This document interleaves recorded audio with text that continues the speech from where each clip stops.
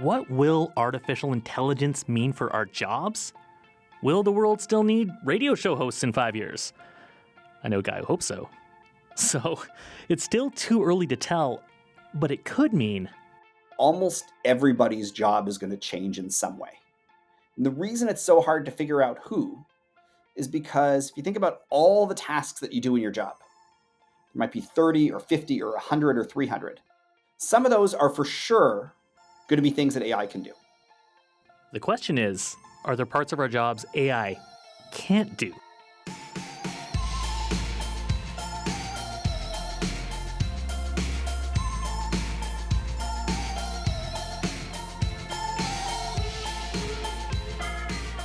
Hi, I'm Paul Haverstrood. Welcome to The Cost of Living. A Canadian economist, Peter Howitt, just won the Nobel Prize for helping to explain what happens when something like artificial intelligence lands on the world. It's called creative destruction. Later in the show, we talk to AI expert Avi Goldfarb about what could be created and what might be destroyed. Also today, if you just paid like $50 for a burger and a beer, chances are you're at the airport. It's like money stops being tethered to reality the closer you get to the departures gate. Up first, let's play Two Truths and a Lie. You can buy a home in one of Canada's most expensive cities at below market price with no strings attached. Only one of those is a lie.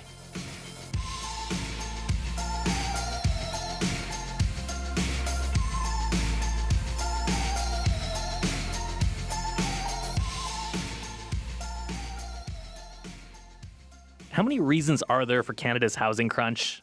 Let me count the ways. 1, 2, 3. There's like 100.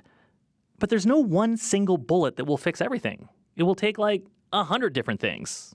Daniel Nerman, you've been looking at something that could help? Yes, and the idea is coming from First Nations who are building more homes on their land, especially if they're near a city or right in a city. Okay, well, this makes a certain amount of sense, right? First Nations have land, cities need places to build. And this is happening. There are big Indigenous-led housing projects in the works all over Canada, in Calgary, Winnipeg, and Halifax. And then there's Tawasin. I'm Chief Squamish, Laura Cassidy, and have the honor of being Chief of Tawasin First Nation. And today we have over 5,000 homes. And we have the opportunity to build out, I think what we planned on was 10,000 residents. Tawasin is about a 45-minute drive south of Vancouver. And 16 years ago, the Tawasin First Nation was mostly farmland. It had less than 100 homes and one condo building. Today, it is the fastest growing jurisdiction in the Lower Mainland. And it's beautiful there. It has plenty of forests and beaches, but also big box stores, an Amazon warehouse. And like she said, a lot of new homes going up. It's like they're looking at building basically a small city. Yeah, and this is all market housing, so anyone can buy it. That's what's so different about what's happening now for First Nations like Tawasin. They're opening up land in a big way to more people. Okay, but it used to be small, as you said, so the people that were living there have been living there. What is this like now for them? Well, it's a tight-knit community. Only 250 Tawasin members live on the First Nation, so they've had to get used to a lot of change. Some of our members found it overwhelming because all of a sudden you have more people within our community. For an example, dog walkers using the boardwalk, but they're starting to intermingle more. And the Tawasin have decided to make this move because economic growth, money. They get a steady stream of revenue. Each one of those new homes pays property tax. That translates into millions of dollars every year that gets invested back into the community. Since getting into the housing business, Chief Cassidy says they've been able to build new roads, a new sewage treatment plant, and a youth center.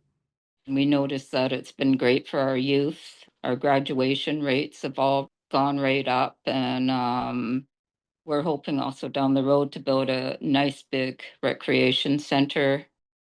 Okay, so more money for the Tawasin, and buyers, well, they obviously get a place to live. Yeah, but it's not just that.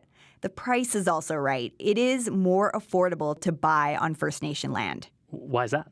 You're buying a different kind of housing product. Big developers, they pay First Nations to lease the land, build the homes, and then they sell them. But if you're a buyer, you don't own the land. You have, a tenure on the land, but you don't own it. So what you do own is the actual construction on top of the land. And so for lack of a better word, own the sticks and, 2x4s and all that stuff. Mike Janes is an economist and former realtor in Victoria. He says this type of home ownership is what's known as leasehold. Well, yeah, this has to be a lease situation, right? Because this is land that can't be sold. It belongs to the First Nation. Yeah, and it's complicated. The legal terms change depending on where you are in the country. But basically, if you're not a member of the First Nation, you can't own the land. So this is different than most type of home ownership, where you own all four walls, the roof, and the land it's on.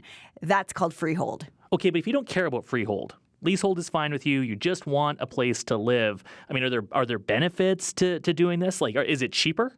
It depends on the location and how old the project is, but a brand new leasehold could be as much as 30% less than buying freehold in the same area. All right. Well, we're talking Lower Mainland here. Average house prices there are like just over $1 million. So instead of paying that, you'd be looking at something more in the ballpark of what, like $700,000? Yeah, it can be a big discount. And that discount gets bigger as time goes on and the lease starts to run out. Mike Janes says something you should know if you buy this kind of housing is you can only stay there for so long. There's a point where, if the lease is coming up and finishing, you might not have access to that land anymore. Okay, so how long typically are these leases? Well, when it comes to these brand new housing developments on First Nations, the lease is usually 99 years. Josh Wong says people do have questions about that. He's a realtor in Vancouver. Most people, when they approach me, they say, hey, 99 years, what happens after 99 years? Yeah, you either renew the lease or you give the property back to the original owners. However, 99 years is a very long time.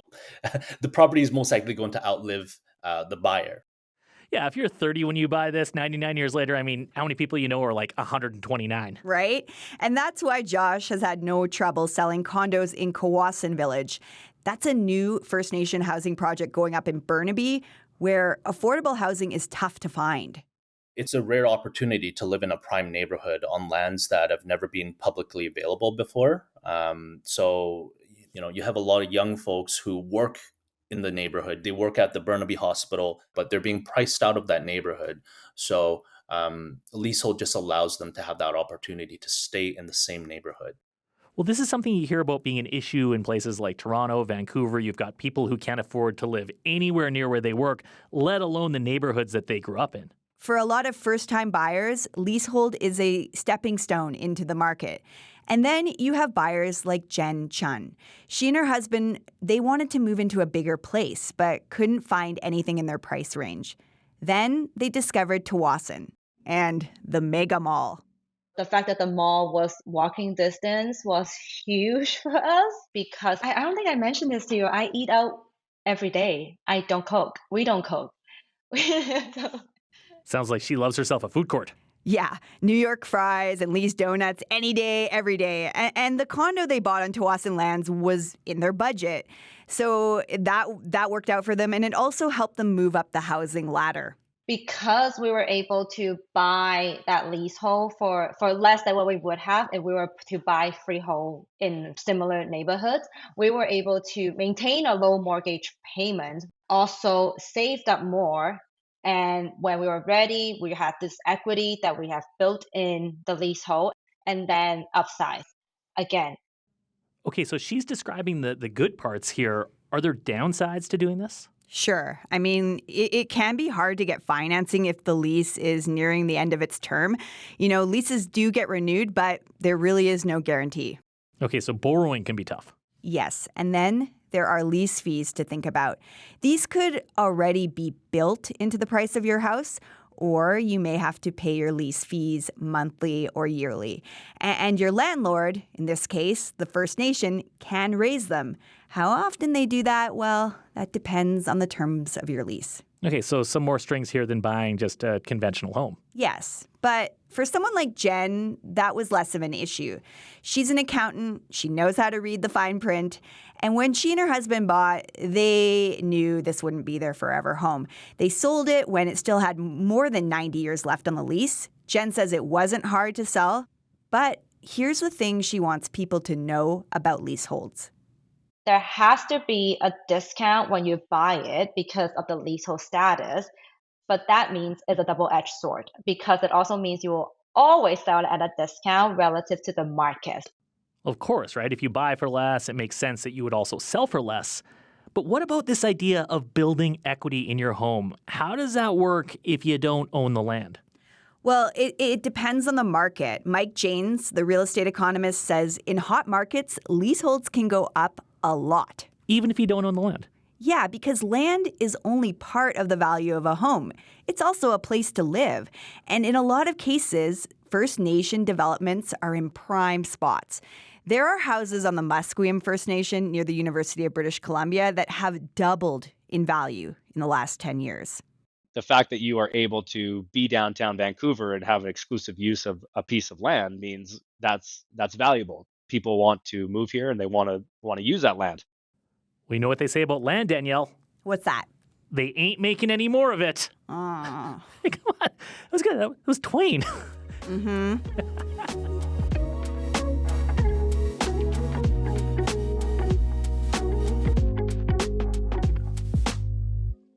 On your Radio and by podcast, this is The Cost of Living. I'm Paul Habershood. You can buy a case of water at the grocery store for like $6. That works out to 50 cents a bottle. So paying $5 for that same bottle can really stick in your craw. And if you find yourself forced to do that, chances are you could be at the airport. Air Canada. Last August, Gabriel Matichar and his girlfriend were flying to Switzerland for a wedding. They arrived at the Montreal airport early and had some time to kill. So they thought, the next 8 or so hours will be in an airplane. We think, well, might as well have some real food before we go. They decided to grab a burger and fries. 2 of those cost maybe $100 for nothing crazy. There might have been a beer involved in there, but that shouldn't make a burger and fries $100. Oh yes, airport sticker shock, where even a soft pretzel and a bottled water can set you back $15. I would say there's no justification for how bad the prices are over there.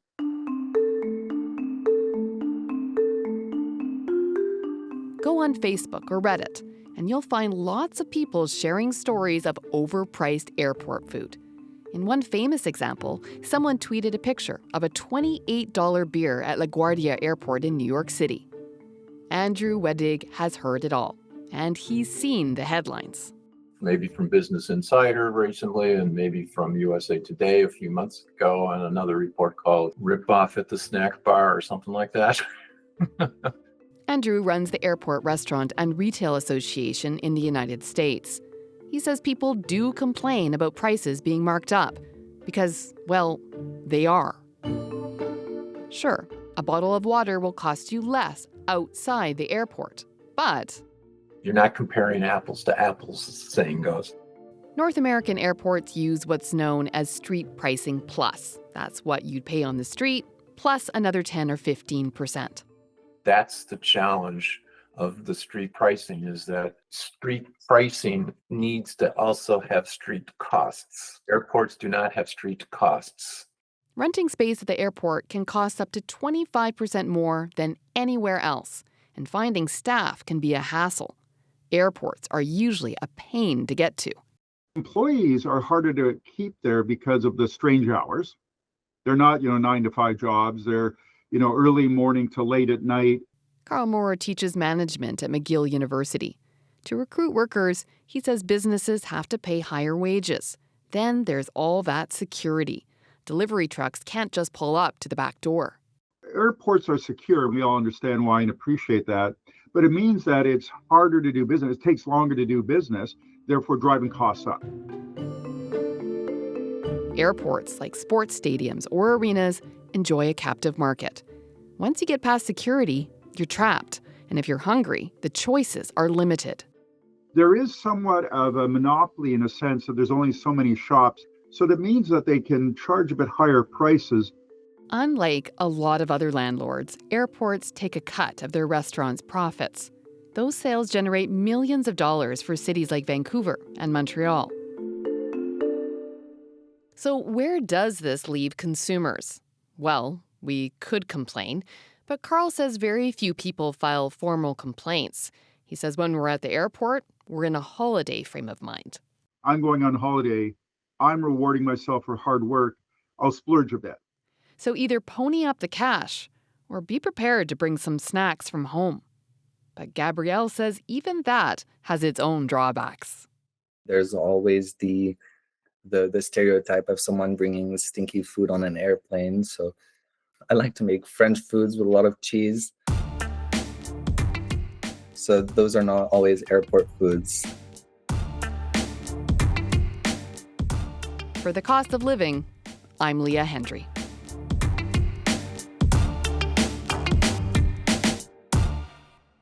This is The Cost of Living. Listen to us on CBC Radio 1 and wherever you get your podcasts. I'm Paul Havershood. You know who wasn't thrilled when the Model T came out? Buggy whip makers. Cars were terrible for the horse-drawn carriage business. But as it turns out, they were pretty good for the economy. And a Canadian economist, Peter Howitt, just won the Nobel Prize for helping to explain why. He built in a theory called creative destruction. And right now, that's something we could be living through. Because artificial intelligence is coming, and it's a-coming fast. Now, it may not change everything, but Avi Goldfarb says it could change a lot. He's the chief data scientist at the University of Toronto's Creative Destruction Lab. Hello. Hi, it's great to be here. Can you tell us quickly, what is creative destruction? Creative destruction is a process through which economies grow because as new ideas arrive, they generate new companies and new opportunities. That's the creative part.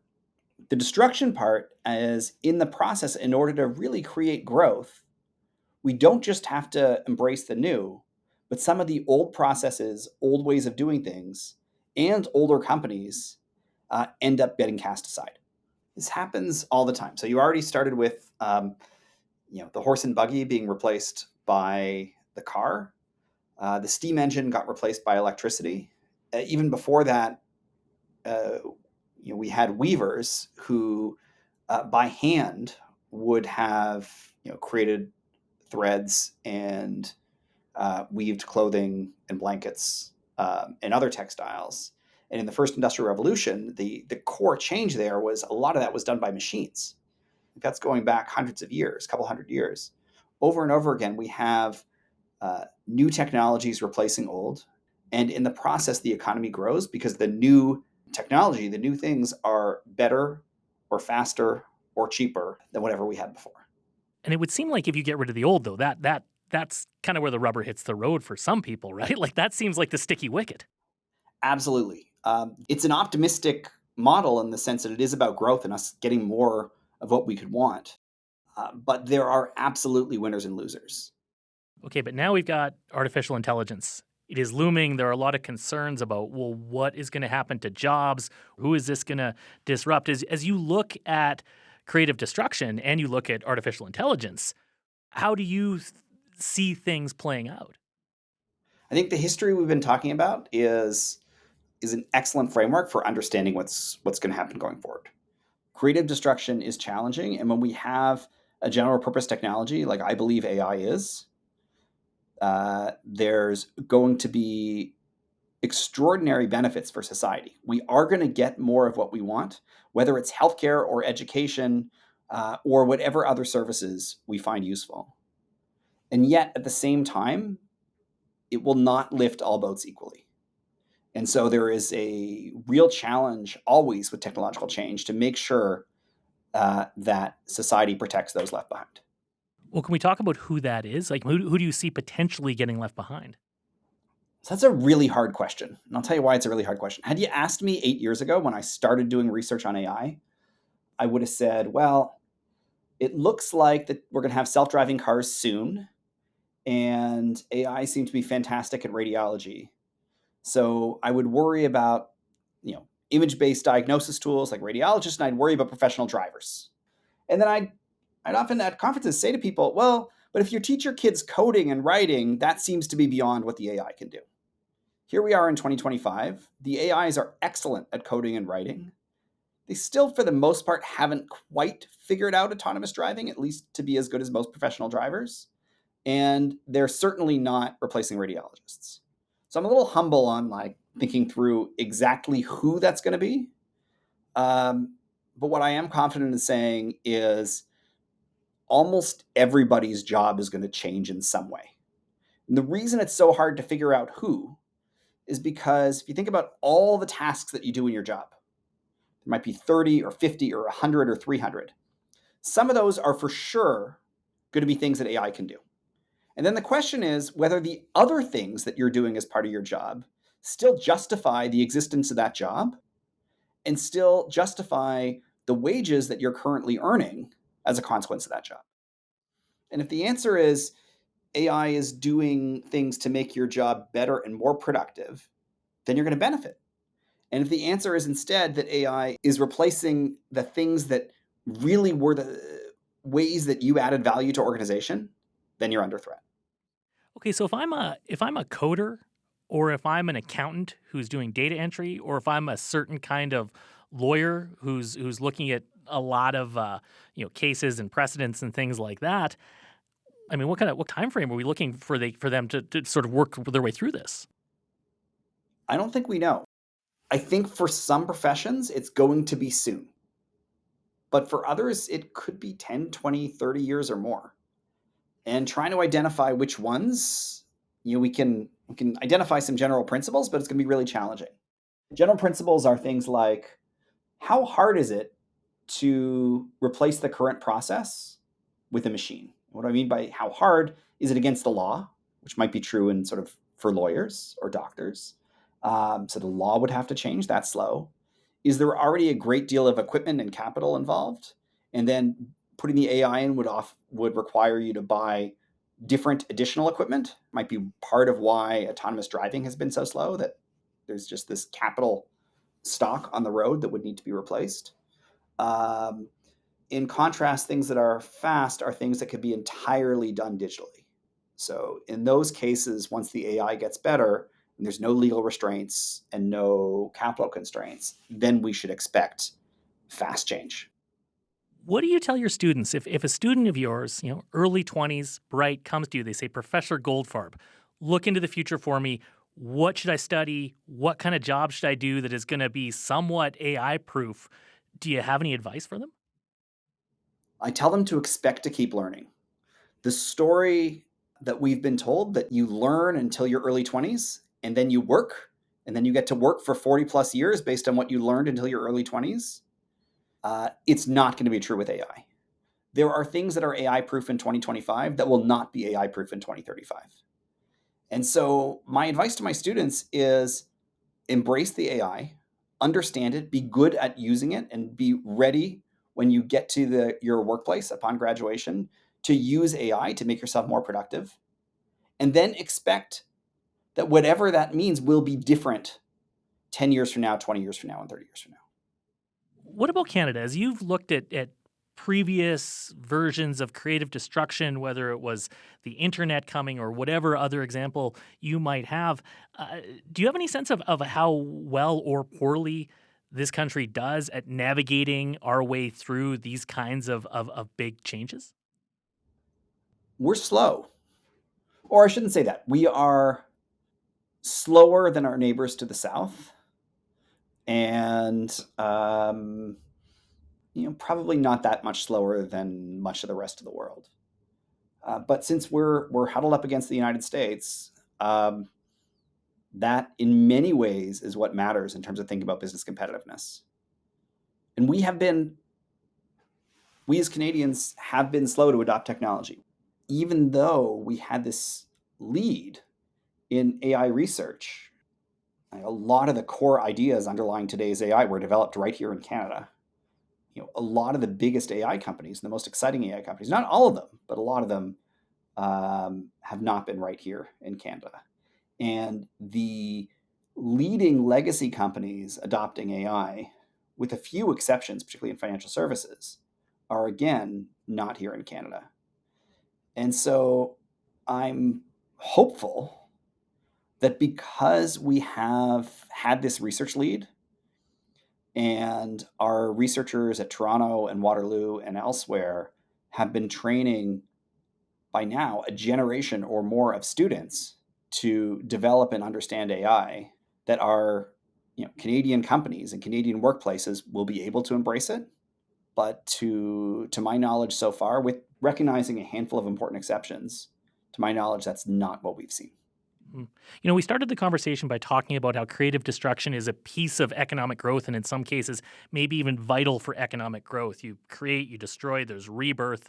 But when you sort of net, when it all comes out in the wash for you, and you think about the destruction part, you think about the people who are getting left behind, and you think about the economic growth, is all this worth it? Absolutely.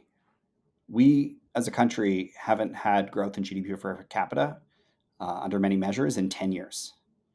That means we are a lot poorer than we could have been. That means we are limited in our ability to provide government services. We're limited in our ability to provide great healthcare and great education to defend our country, et cetera, by the size of our economy and by that lack of growth. And AI is the technology right now that has the best chance of getting us out of this this period of low growth and low productivity growth. We'll hope for that then. Avi, thanks so much. Thank you. Avi Goldfarb is a University of Toronto professor and the chief data scientist at the Creative Destruction Lab.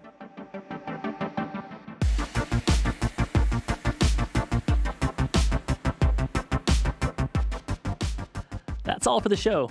The Cost of Living is based in Calgary. The show is produced by Danielle Nerman, Leah Hendry, and Jennifer Keane, with help this week from Jeff Kynock and Liam Daw. I'm Paul Havertrude. Thanks for listening.